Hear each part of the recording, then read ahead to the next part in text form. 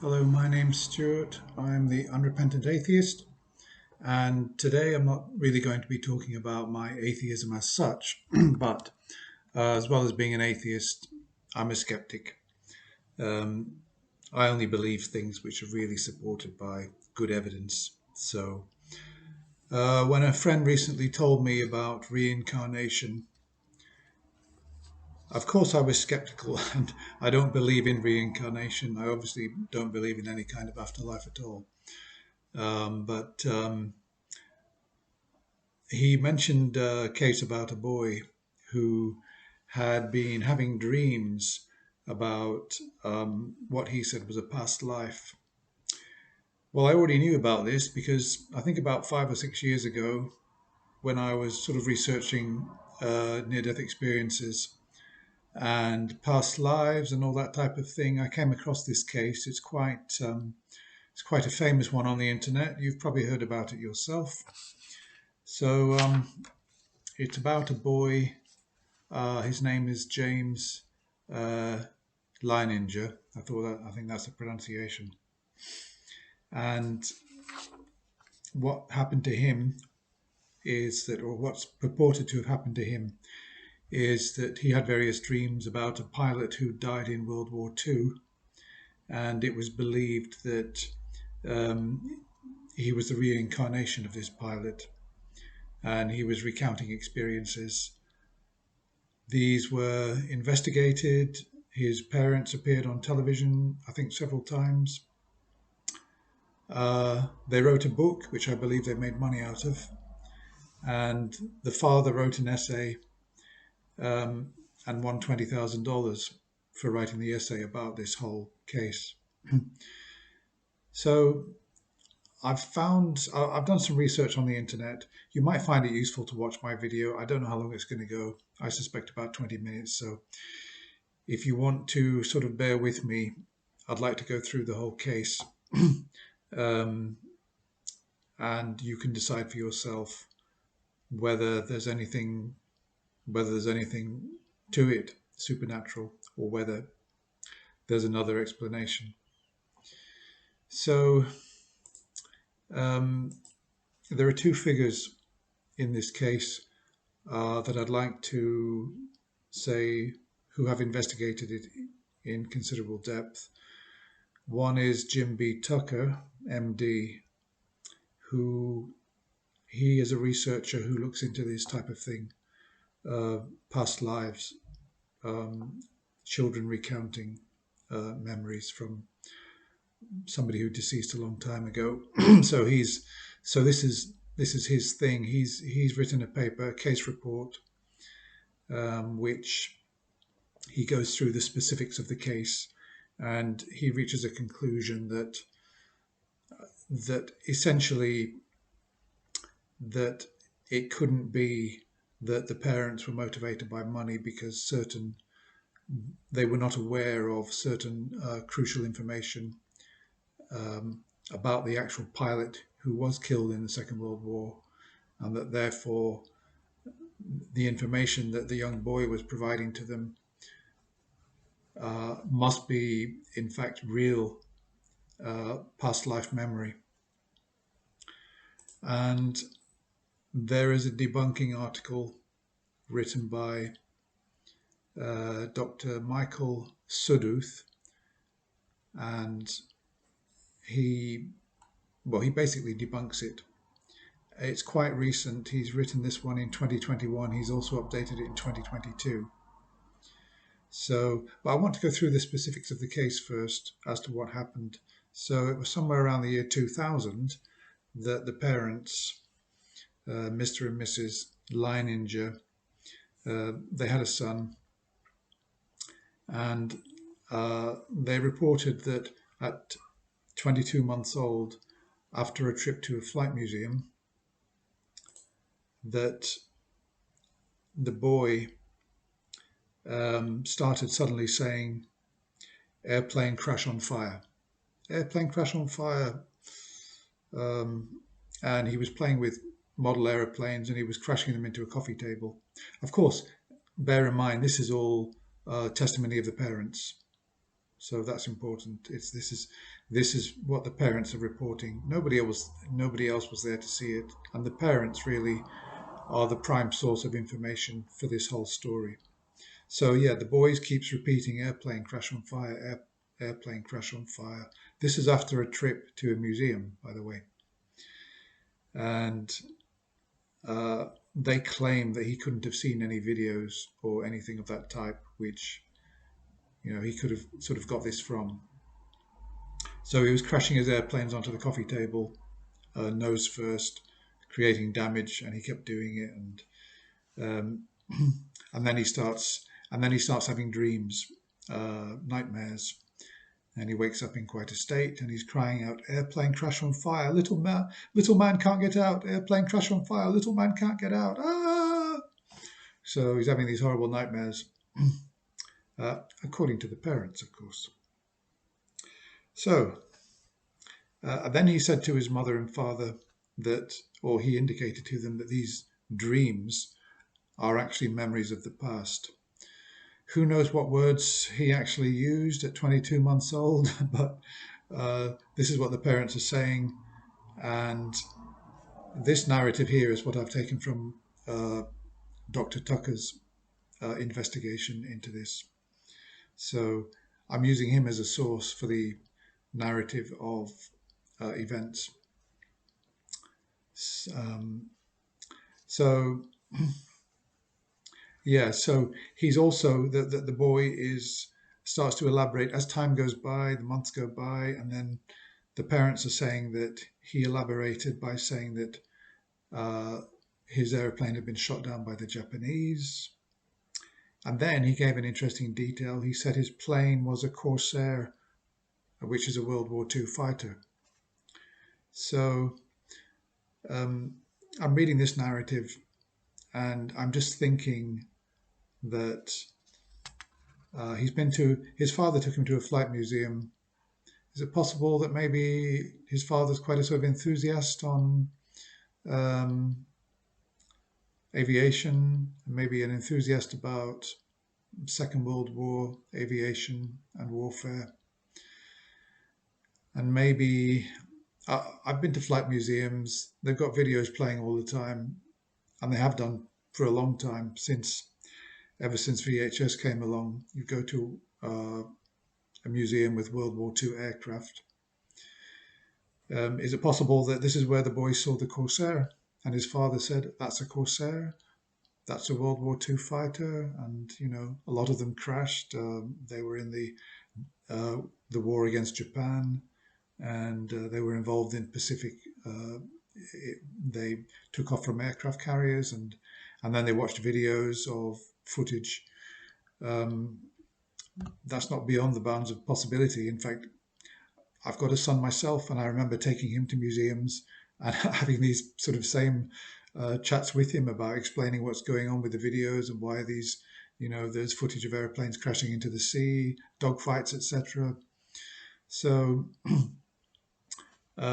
so as I'm reading this narrative, I'm thinking, well, Tucker he's not really investigating properly because he's not taking into consideration that if you've got a father who's interested in this kind of thing, maybe he's got books at home, he's got videos, he talks about it a lot, he's got his own model aeroplanes, they visited maybe more than one air museum, and all this can make a big impression on a young mind. In my case, it was trains. So, my son was interested in trains a lot. I took him to historical railways, steam engines, and all that kind of thing. And he used to come out with stuff all the time about trains, and he used to invent all sorts of stuff. So just to continue, then, yeah. So he adds this detail about the Corsair, and of course, the parents think this is significant, or at least they make a note of it. But looking at it objectively from my point of view, it doesn't look particularly interesting to me, because I know what goes on between fathers and sons, and how they, this imagination and mixed with reality and everything. But okay, well, let's continue. So at 28 months, Yeah, so we're talking, if the first incident's at 22 months when he said plane on fire, man inside, and at 28 months, we got 6 months later, tells his parents, I mean, that's a lot of time to see a lot of videos and to be told a lot of stories and to watch a lot of films. 6 months, that's a long, long time. Told his parents he had flown off a boat, obviously an aircraft carrier. And then he said the boat's called Natoma. Okay, so he's introducing details. And it's the detail that makes a story interesting, because how could a child know about a Corsair? Well, I've already debunked that, because, Corsair was a World War II fighter, probably saw it at a museum. And so he says the boat's called Natoma. And his father did some research, or at least he says he did some research. And he says there was a Natoma Bay USS. Natoma Bay was a USS escort carrier involved in Pacific action. And then the parents did a strange thing. Tucker reports that they asked the name of the man in his dreams. Why would they ask that, I wonder? So the boy answered simply me or James. Well, the boy's name is James, of course. And, well, me is he's imagining himself as the pilot. Nothing unusual there. And then a few weeks later, he gives a name, Jack Larson. So let's just leave that for now. Remember the name Jack Larson, because that will become significant shortly. But obviously very specific that he came up with that name. Where did he get it from? Or did he come up with a name at all? Who knows? Because we're just having to accept the testimony of the parents. So in a book, Battle for Iwo Jima 1945, this is a book that the father of James was going to give to his father. Now, what does that suggest? A book on World War II.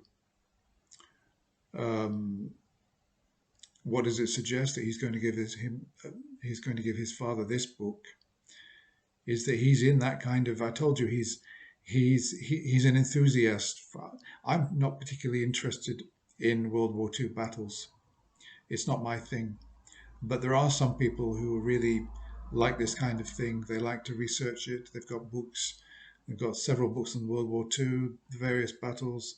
And if you're going to give your father a book like this, and you take your son to aircraft museums, etc., you're building up a profile of this father who is obviously an enthusiast, amateur historian perhaps, or somebody at any rate who's very much interested in this whole narrative and this whole field.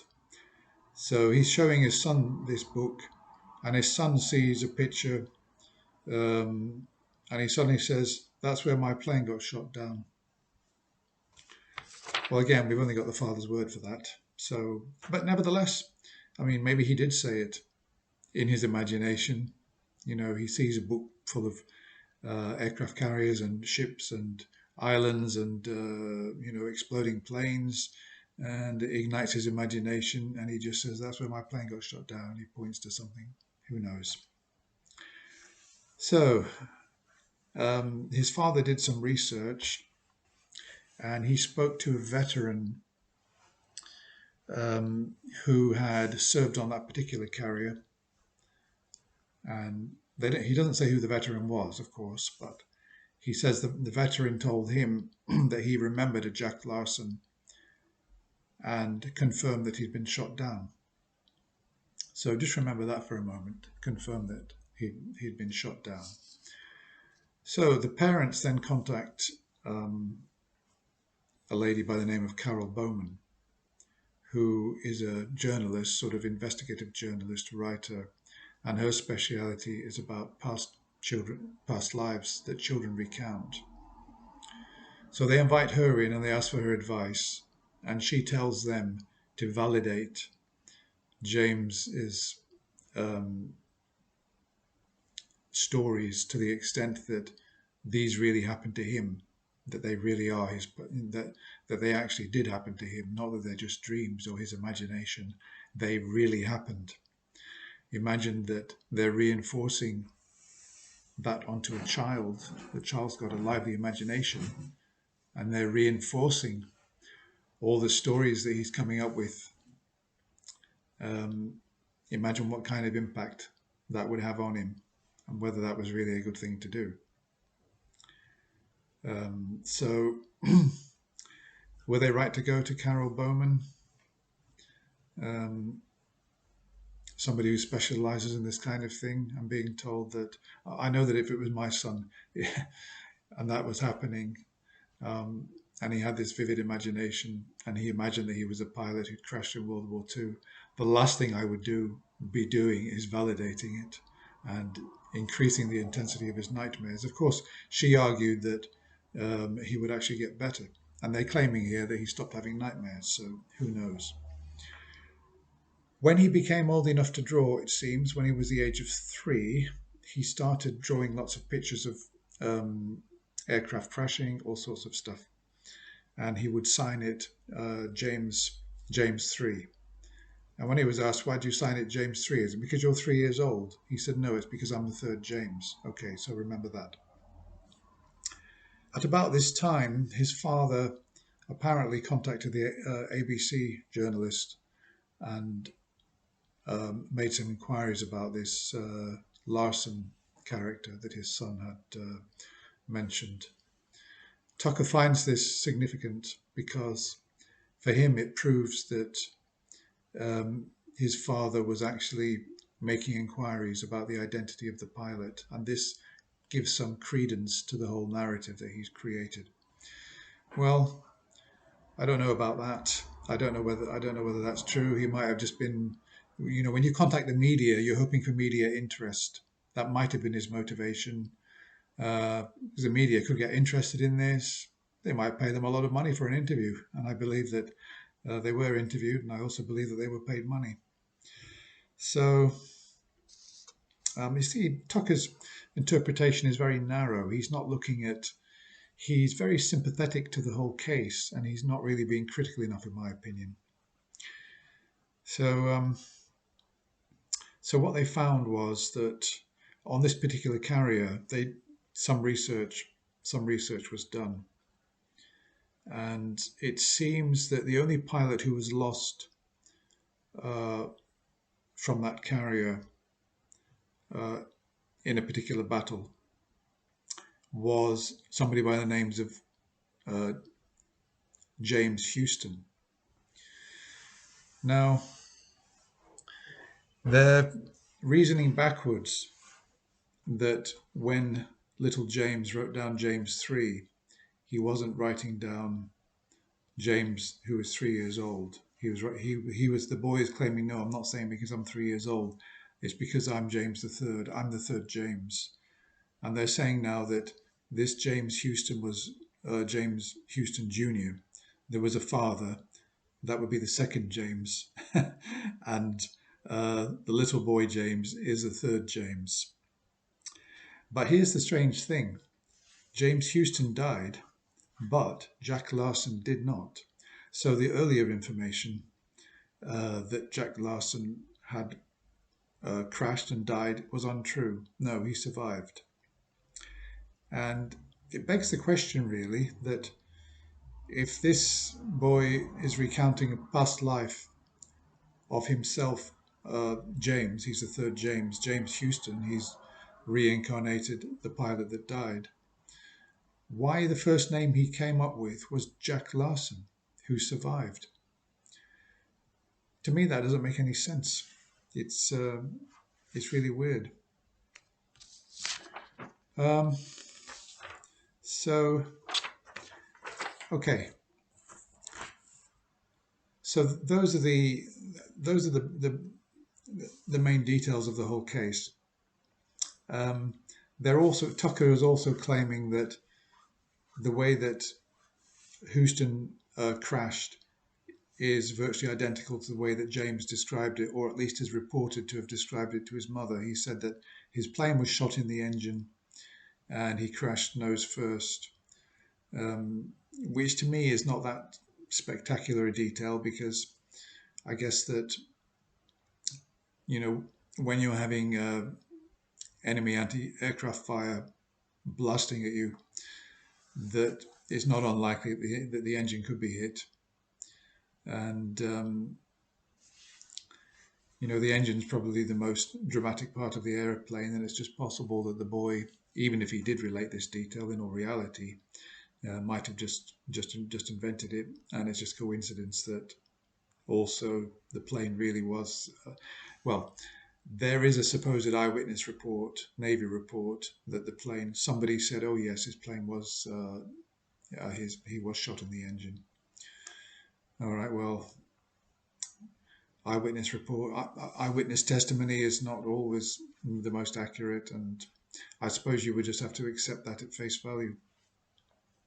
So what they're saying is that little James produced certain information that he couldn't have known unless he really was James Houston reincarnated. So as for the so what Jim Tucker is concluding is that there's too much in this story just to simply dismiss it as the parents being motivated by money. They're saying that there are too many, there's too much information that they could not have known about that only came to light when the matter was out of their hands.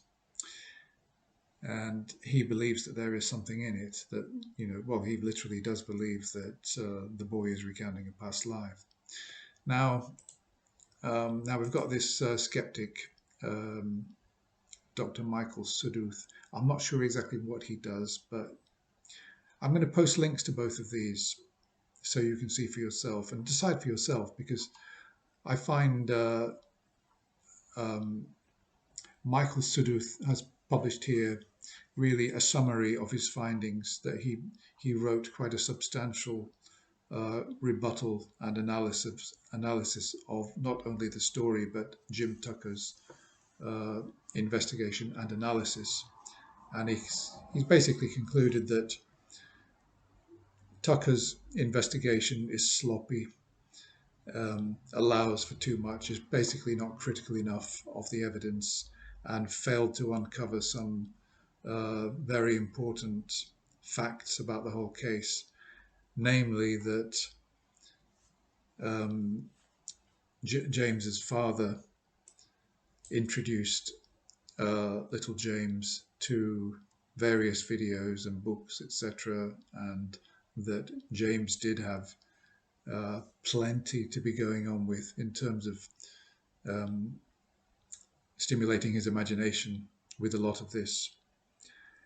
And they wrote a book, the parents wrote a book called Soul Survivor, which I believe it was a fairly big seller. So they did make money out of this whole thing. Well, essentially, the parents were driving the narrative. We've only got their word for it about what was going on, but they were driving the narrative through the whole thing.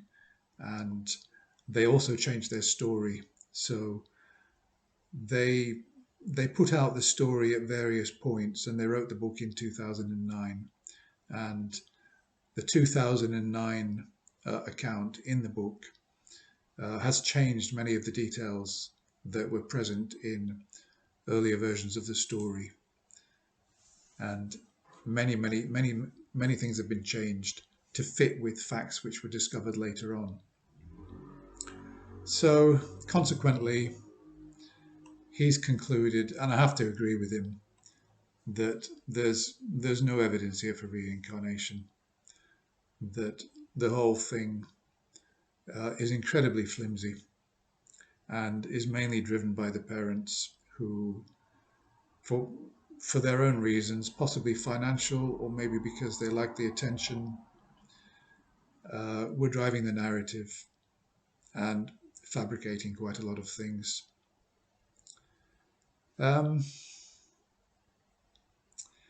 So yeah, they misrepresented a lot. Look, I can't go through it all here. Um, so yeah, just one thing that Bruce Leininger, the father, so he was a Christian and he initially rejected reincarnation. He later remained a Christian, but uh, apparently, in view of what his son was doing, accepted reincarnation. Well, has obviously accepted reincarnation, and yet remained a Christian. So it doesn't really seem very consistent. Yeah. So okay, look, I'm going to post both links: Tucker's investigation and also Michael Suduth's rebuttal of the whole thing and debunking of it, which I find compelling. No, I haven't seen any evidence that there's life after death or that there's reincarnation.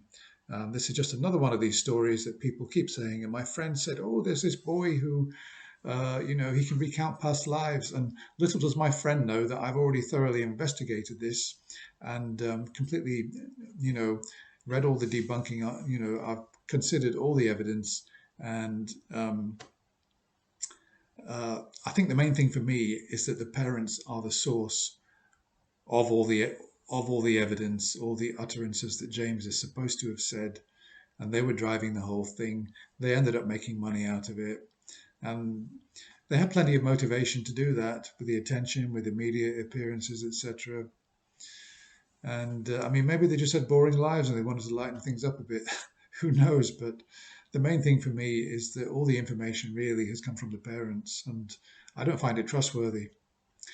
And I stick to my um, basic principle that a naturalistic explanation is always going to be more likely than anything that includes anything supernatural, um, unless there's some real concrete uh, evidence which has been gathered by scientific method to establish that um, something is sound and valid, then I will always go with the naturalistic explanation. But in this case, there is so much wrong with the so-called evidence that it can be dismissed. Okay, well, that's all. Let me know what you think. And sorry, 27-minute video, way too long, but I'll post those links. Have a look for yourself. And uh, I do recommend looking at this case. It is an interesting one, but there's nothing in it. Bye for now.